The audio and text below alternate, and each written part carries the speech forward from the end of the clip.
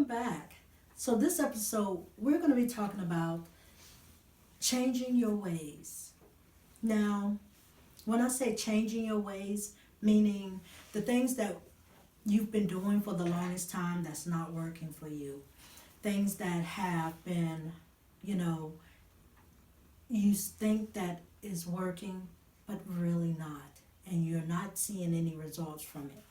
You have to understand that, sometimes we rely on people to see us in a different way, than what we are.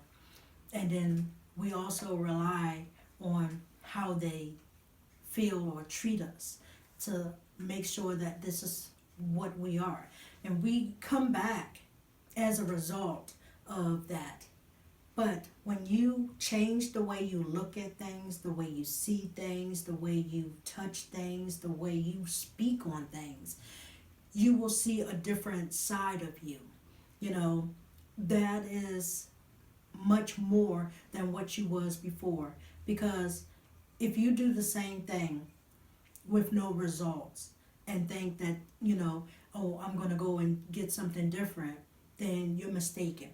The only thing that's going to change is you, the way you see it, the way you do it, the way you feel it, the way you touch it, the way you taste it, everything. And you will get a different result. And, people look at it like it's one of those hard things.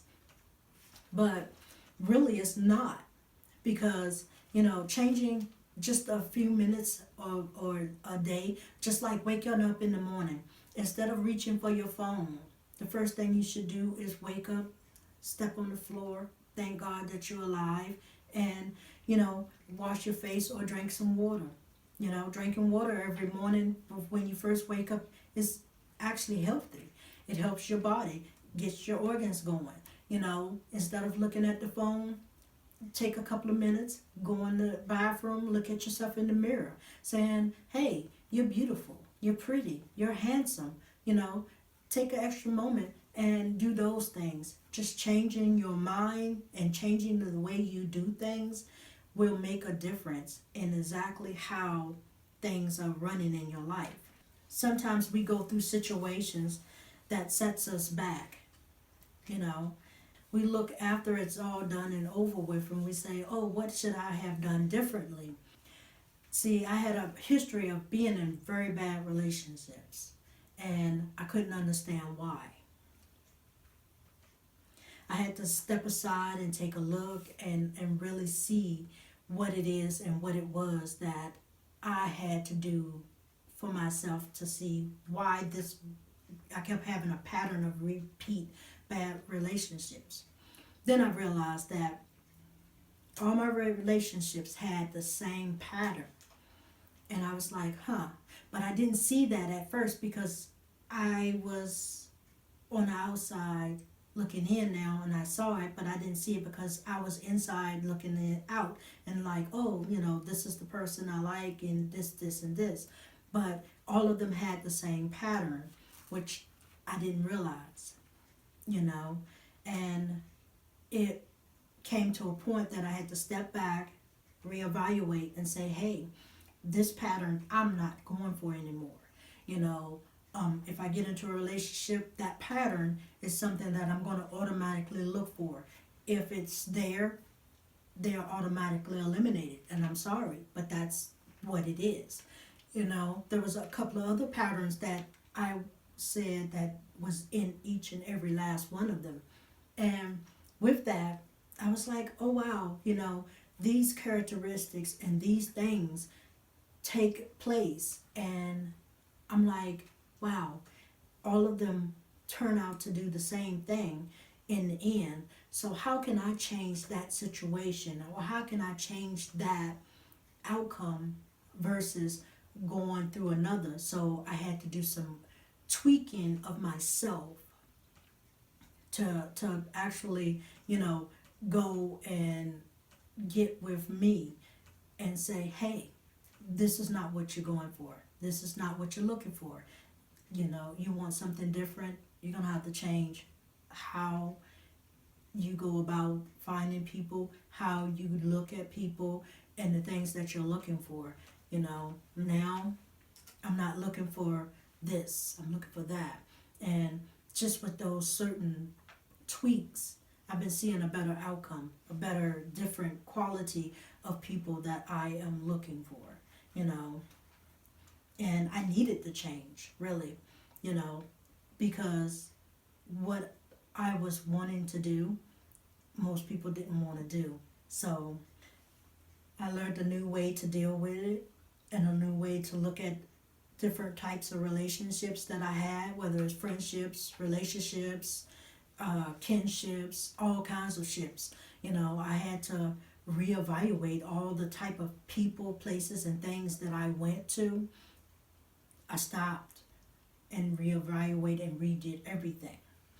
So if you're looking for me at one of my places that you normally go to, that I'm normally frequently at, stop looking because I ain't there. So, you know, I'm just saying, I've come to a place where, you know, you have to reevaluate and elevate yourself to a different level.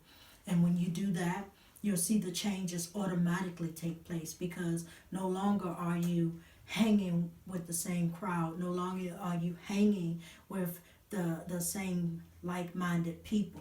When you elevate your people to a higher standard, that's where your mind will be.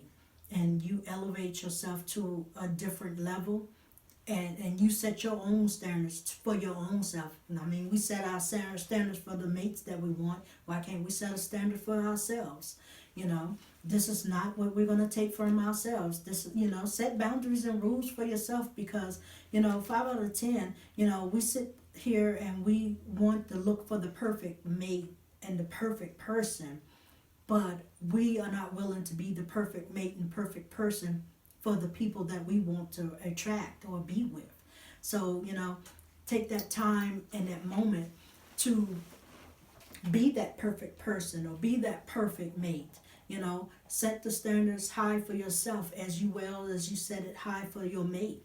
You know, if you're not going to do what you asking your mate to do, don't ask your mate to do it. Don't ask your partner to do it. Don't ask your friend to do it.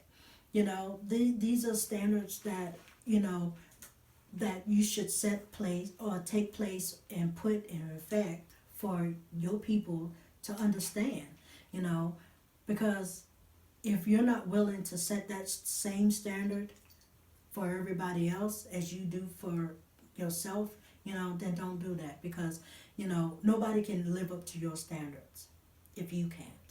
And that's being 110% real. You know, if you can't do it, then why are you going to ask somebody else to do it? You know, and it's one of those things where you have to take that moment, make that change, be the person that you want to be. You know, if you want to be a wife, then start acting like one. If you want to be a partner, then start acting like one.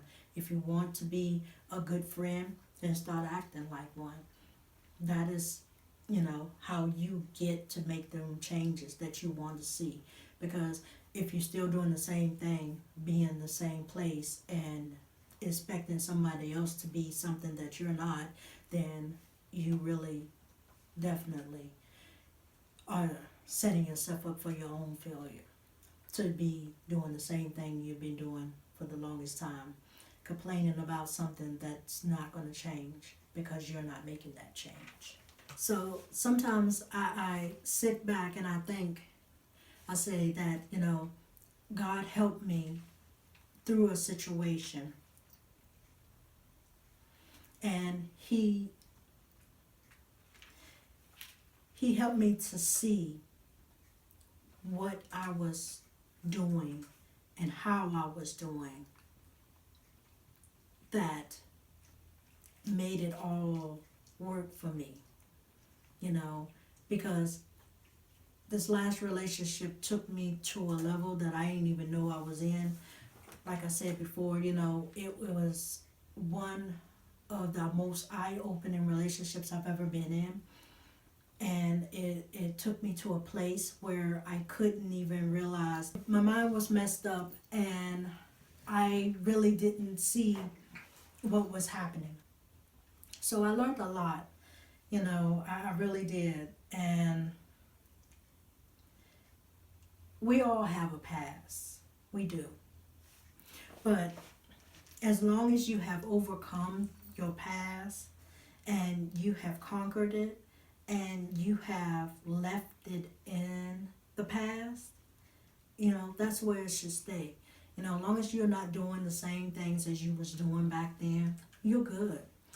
But you should never let anyone try to use your past against you or make you feel bad for your past, because we all was young ones. We all done things that we're not proud of. We've all done things that, we've made many mistakes from, and we have overcome those things. Some people, take their past and they live it a lot longer than others, and some people they don't. They made the mistake, they moved on, and they're done with it. But you should never let someone use your past against you, because that is your past, not theirs. And it's not theirs to use or to say anything about, because of the simple fact that they don't understand. It's not for them to understand. They really don't need to understand, because it happened to you. It's your past, and for someone to make you feel bad about those things, is very wrong. So don't let anybody try to use that against you, because when you have that inkling and thinking like, oh my God, like, why are you bringing this up, or why are you talking about this, or why are you using it, or why are you saying this to me about something that was so long ago, that it really doesn't matter, and it doesn't affect you. It's not anything that happened to you, so don't let that ruin you or make you feel any kind of way, because sometimes people use words to hurt you, and they do it only because they are not comfortable with themselves, and when they do that, it's not a reflection of you, it's a reflection of them. But they're more so engaged on trying to make you feel and look bad, that they are not even realizing that, hey, this is different, and this is not right, but to them that this is all right, and this is all of what they need to do. When, if you gonna be there to talk about something, be their support, not their demise. Because sometimes people who say they want to help you sometimes take the knife and just jag it in a little bit more and not realize it. But then they're saying, oh, I'm just doing this to help you. Yeah, you're helping hurt me at the same time. And thank you. But sometimes I've learned this within the last couple of months. Some people who use your past against you have unfinished business of their past that they are still dealing with, and that they can't get over, and they are not comfortable with. So they're so busy trying to force their thinking on you when you are not them. And they've forgotten that you're two different people who have two different thoughts, that has two different values, morals and everything. So you can't expect someone to think or act the same way you do, because that's how you are. Just because you do it this way doesn't mean the next person does it that way. And for seeing it like that or looking at it like that at all is wrong, because you have to respect that person for who that person is, and not for what you want that person to be. And that's the difference between being there for someone and forcing someone to be there for you, and being who you want them to be. some people are so busy trying to dig dirt on you that they forgot that they've left the shovel open for them, you know. And the crazy part about it is that people do stuff all the time to hurt other people, and they say, oh, this is just because I want you to see that this is, what you need to do. But in the end, your truth is not my truth. My truth is not your truth. And you have to understand that,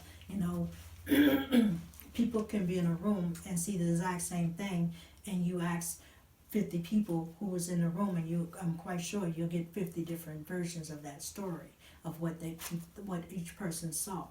So, you have to take an account of all of that. Just because you don't know it or seen it or believe it don't mean that it's not true.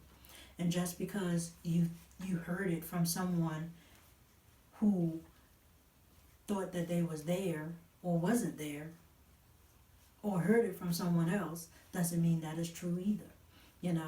So when you figure out exactly how to do different things and change the way you look at things, change the way you do things, change how you hear things, change how you listen, change how you talk, those things are very important. Because, people all day, they sit there and say, well, I've been doing this all my life. I've been doing it this way for years, and it's been working. Well, has it really been working?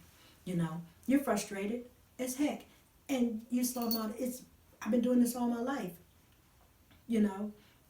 and you've been doing this, and it's not being successful. So my thing is, why not change it if it's not working, if it's not being successful? Because you're getting frustrated, you're taking it out on everybody else, and that's not fair, because of the simple fact that you're not willing to change. But you're not willing to do anything to change the situation either, because all you want to do is complain. Then you get mad because people are saying that you're complaining too much. Well, you're complaining too much because you're not willing to change the situation at all.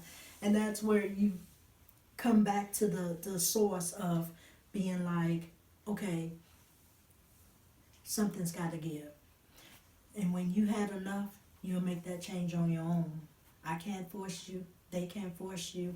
Only you can make that change. So, with that being said, I know I had got to a point that I had to reboot my whole system. And that's what I did. I went dark for a while, left everything alone, left everybody alone. I didn't answer my phone, I didn't go anywhere, I didn't do anything. I sat in the room and I had to talk to God and ask Him about what are the things that I need to do to change me and to make myself a better person,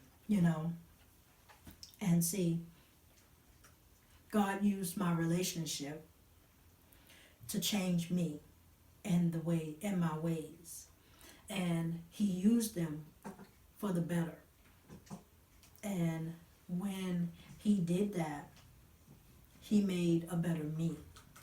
He gave me more motivation, and He gave me more admirable qualities. He gave me a voice. Before I would be like, okay, yeah, whatever, and just let it go. But now I'm not taking that. And then I got the gift of no. No, I can't do it. No, I won't be there. No, I'm just not coming. And I can tell you no and not feel guilty anymore. And it's just be a plain no. Before I was like, oh man, I'm letting these people down. My thing now is, okay, well, they're just gonna have to be down till I get there, or whenever I get there, if I ever get there, And that's how I'm at. That's where I'm at now. So, that was a awakening that I had, and it feels really good. It feels really good, going to the gym 4 days a week, working out, doing things, just getting everything in order, feels really good. So changing my ways just a little bit at first was hard. And I ain't gonna say it was easy, but it was hard. And there was some mornings I was like, man, forget that gym. Who gets up at 6 o'clock in the morning going to somebody's gym? I swear for God, I said that. I was like, God, what in the world? I said, these people crazy. I don't know why they're getting up at 6 o'clock in the morning. But now I understand because, I get up in the morning and, work out. And it's one of those things that I do that makes me feel good now. Before I was like, okay, I don't want to do this. And it is until I got into the routine and habit of working out every day, it was hard. I ain't gonna lie, it was hard. And eating right was hard. But now, I was like, okay, give me a salad. At first I was like, oh my God, all this rabbit food, this is gonna kill me. I'm gonna die because I ain't got no chicken, I ain't got no meat, oh my Lord, no soda. I was like, oh, but I pushed through it. So I'm never saying change is hard. It is. But once you get past it and through it, that'll work. Relative, come on here. Come on. Yes. So, once you get through it and you work with it, just like you, huh? Then it'll be better. So make that change that you're looking for in everybody else before you start looking for someone else to be that change. Make it for yourself first, and then you can find that person, because you're going to attract the person that you are making the change for, because you're doing it. And when you're doing it, you will attract other people who are doing it too. So make that change. I'm telling you, it'll work. See you next time. Thanks for watching. Hit the subscribe button so you'll never miss an episode. And comment below and tell me something about yourself, because I am that